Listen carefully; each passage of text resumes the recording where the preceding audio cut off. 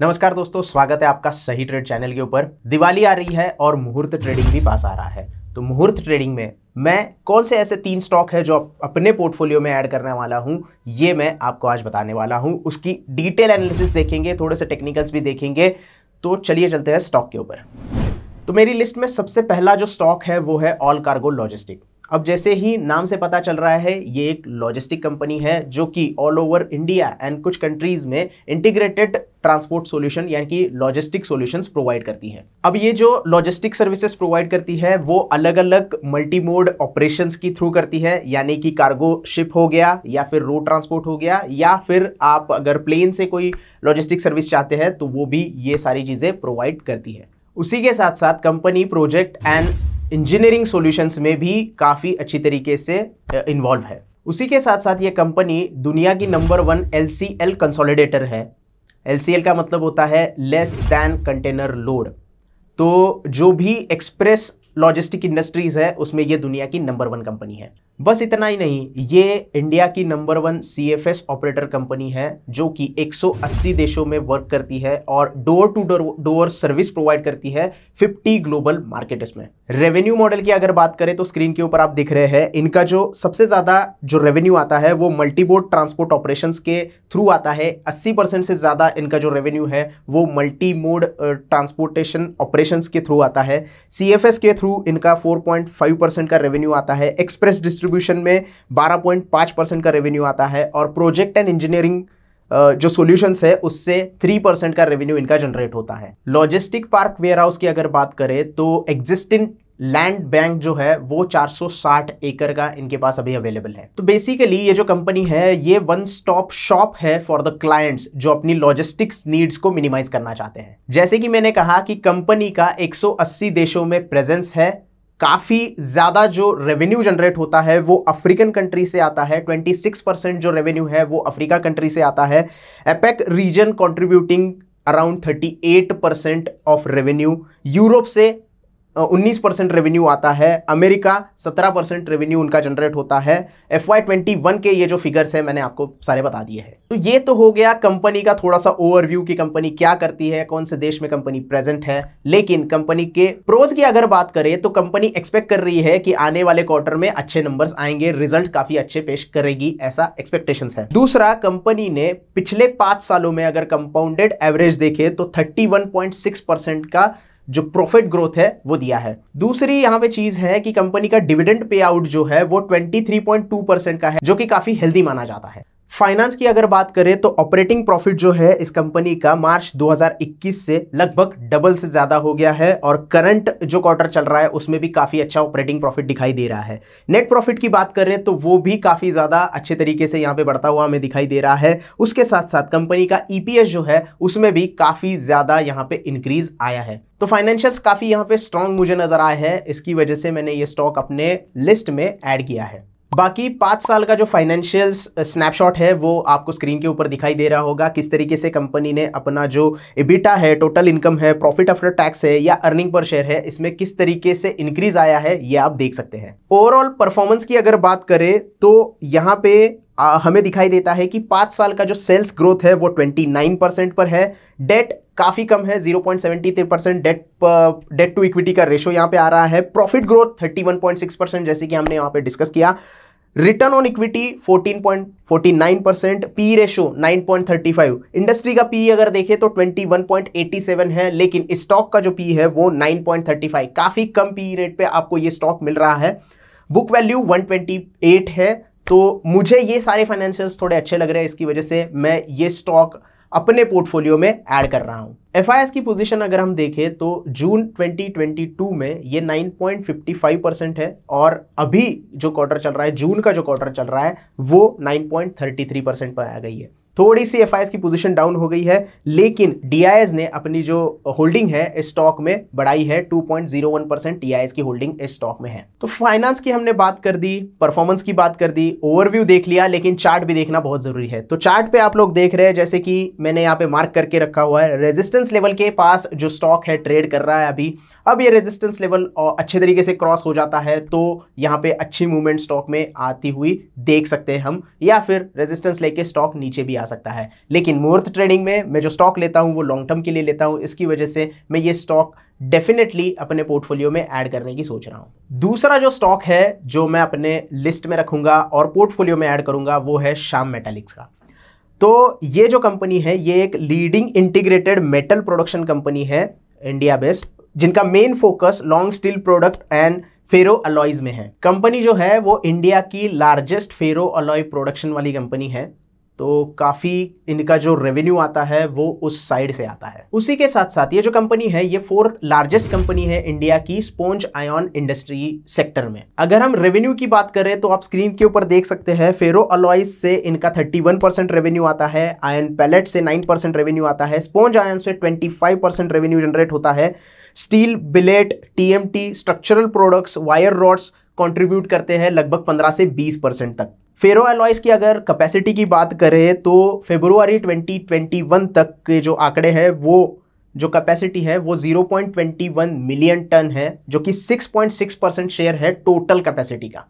Company के 3 manufacturing plant है जो ओडिशा और वेस्ट बंगाल में लोकेटेड है। उसी के साथ साथ कंपनी के पास 8 ऐसे कैपेटिव पावर प्लांट है जिनकी कैपेसिटी 227 मेगावाट तक है। उतना ही नहीं, कंपनी का जो 2025 का टारगेट है मेट्रिक टन पर एन्युम बढ़ाने का वो 11.60 तक का है। तो काफ़ी अच्छा विजन इस कंपनी ने अपने सामने रखा हुआ है। अभी जो MTPA है वो 5.7 के आसपास है, तो काफ़ी डबल करने की कोशिश ये आगे आने वाले दिनों में करने वाले हैं। तो ये तो हो गया कंपनी का ओवरव्यू। अब प्रोज की बात करते हैं। कंपनी ने अपना जो डेट है वो रिड्यूस किया है, ऑलमोस्ट कंपनी जो है अब डेट फ्री हो गई है। उसी के साथ साथ आने वाले क्वार्टर में काफ़ी अच्छे नंबर एक्सपेक्ट कर रही है कंपनी का अगर ROE देखा जाए तो 3 साल में 27.3% तक पहुंच गया है। काफ़ी अच्छा रिटर्न ऑन इक्विटी कंपनी ने पेश किया है लास्ट 3 ईयर्स में। फाइनेंस की अगर बात करें तो ऑपरेटिंग प्रॉफिट डबल हो गया है लास्ट ईयर मार्च 2021 से मार्च 2022 तक का अगर हम ऑपरेटिंग प्रॉफिट देखें तो काफ़ी डबल हो गया है। 1394 करोड़ का प्रॉफिट था और उससे डबल होते हुए 26 से 1 करोड़ का प्रॉफिट यहाँ पे आ गया है। ऑलमोस्ट डबल प्रॉफिट यहाँ पे कंपनी ने दिखाया है। उसके साथ साथ नेट प्रॉफिट की बात करें तो वो भी काफ़ी अच्छा तरीके से बढ़ गया है। 1724 करोड़ का यहाँ पे नेट प्रॉफिट दिखाया है। कंपनी का EPS भी काफ़ी अच्छे तरीके से इंक्रीज हो रहा है। 36.10 ये EPS था लास्ट ईयर में और 2022 मार्च में ये EPS 61 तक पहुंच गया है। तो काफ़ी अच्छा यहाँ पे EPS में ग्रोथ दिखाई दे रहा है। ऑपरेटिंग प्रॉफिट और पैट में काफ़ी अच्छी तरीके से ग्रोथ यहाँ पे दिखाई दे रही है। ओवरऑल फाइनेंस का परफॉर्मेंस आप स्क्रीन के ऊपर देख सकते हैं किस तरीके से की रेशोज जो है इसमें आपको काफ़ी यहाँ पे ग्रोथ दिखाई दे रही है। नेट रेवेन्यू ऑपरेशंस के ऊपर काफ़ी ग्रोथ दिखाई दे रही है। EBITDA काफ़ी अच्छी तरीके से बढ़ा है। डेट इक्विटी रेशो कम हुआ है। Profit before tax and net profit में भी काफ़ी यहाँ पे अच्छी तरीके से ग्रोथ आपको दिखाई दे रही है। पैट मार्जिन बढ़ गया है, EBITDA मार्जिन बढ़ गया है और कैश इन हैंड्स जो है वो भी काफ़ी इंक्रीज होता हुआ आपको दिखाई दे रहा है।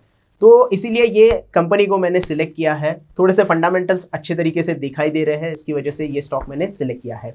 अब होल्डिंग्स की अगर बात करें तो FIS की होल्डिंग्स जो है वो थोड़ी सी कम हुई है। 1.06% से 0.81% FIS अभी होल्डिंग कर रहे हैं। थोड़ी से उन्होंने पोजीशन जो है वो हल्की की है, लेकिन DIS की जो पोजीशन है वो 2.96 से 3.09 तक पहुंच गई है। तो DIS खरीद रहे हैं, FIS बेच रहे हैं, तो थोड़ा सा यहाँ पे FIS का परसेंटेज जो है वो कम हो गया है। अब बात करते हैं टेक्निकल्स की। जैसे कि आप स्क्रीन के ऊपर देख रहे हैं ऑल टाइम हाई से ये स्टॉक 37% डिस्काउंट पे ट्रेड कर रहा है और जैसे कि मैंने यहाँ पे चार्ट पे दिखाया है सपोर्ट के आसपास ये स्टॉक अभी ट्रेड कर रहा है। अगर सपोर्ट ब्रेक कर दिया तो स्टॉक यहाँ से नीचे आएगा, लेकिन हम यहाँ पे थोड़े से कंपनी के ऊपर पॉजिटिव है और फंडामेंटल्स काफ़ी अच्छे लग रहे हैं, तो हम यहाँ पे ये पोजीशन जो है वो लेने की कोशिश करेंगे मुहूर्त ट्रेडिंग के लिए। मैं इसलिए ये स्टॉक मैंने सिलेक्ट किया हुआ है। तीसरा जो स्टॉक मैंने अपने वॉच लिस्ट में रखा है वो है गोदावरी पावर एंड इस्पात।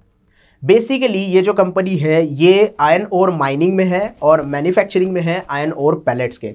Sponge iron, steel billets, wire rod, HB wire and ferro alloys के जनरेशन ऑफ इलेक्ट्रिसिटी में भी ये कंपनी जो है वो शामिल है। कंपनी के पास 2 कैपेटिव माइंस है, एरी डोंगरी माइंस एंड बोरिया टिबू माइंस, ये 2 नाम है इस जो माइंस है उनके पास उनके। और 85% जो इनका स्टील आता है वो इनके ही माइन से आता है, जो स्टील प्रोडक्शन में इनको काम आता है। तो रॉ मटेरियल की जो कॉस्ट है वो काफ़ी कुछ ये लोग सेव कर लेते हैं, क्योंकि खुद के ही माइन से ये जो 85% का प्रोडक्शन है वो कर लेते हैं। कैपेसिटी की अगर बात करें तो FY20 में आयरन ओर की जो कैपेसिटी थी वो 2.1 मिलियन टन थी पर एनियम। आयरन ओर पैलेट की जो कैपेसिटी थी वो 2.8 मिलियन टन पर एनियम थी और स्पॉन्ज आयरन की जो कैपेसिटी थी वो 0.5 मिलियन टन पर एनियम की थी। बिलेट की कैपेसिटी 0.4 मिलियन टन पर एनियम थी।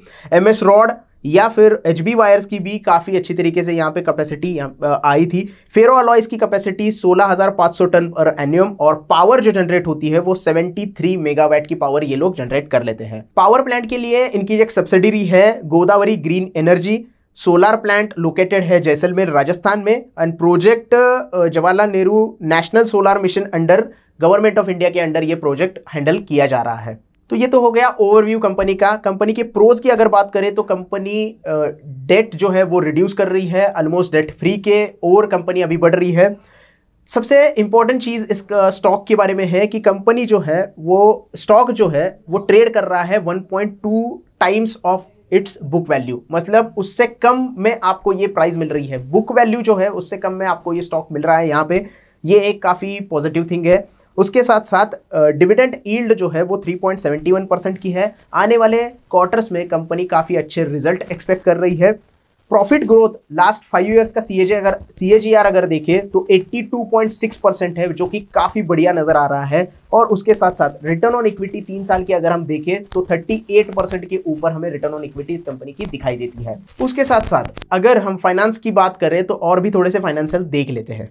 प्रॉफिट एंड लॉस की अगर बात करें तो ऑपरेटिंग प्रॉफिट जो है वो मार्च 2021 में 1137 करोड़ का था और मार्च 2022 की हम बात करें तो 1853 करोड़ का इनको ऑपरेशन प्रॉफिट हुआ है। काफ़ी यहाँ पे ग्रोथ नज़र आ रही है। उसके साथ साथ नेट प्रॉफिट की बात करें तो वो भी काफ़ी बढ़ गया है, 1467 करोड़ इस मार्च 2022 में इन्होंने प्रॉफिट दिया है।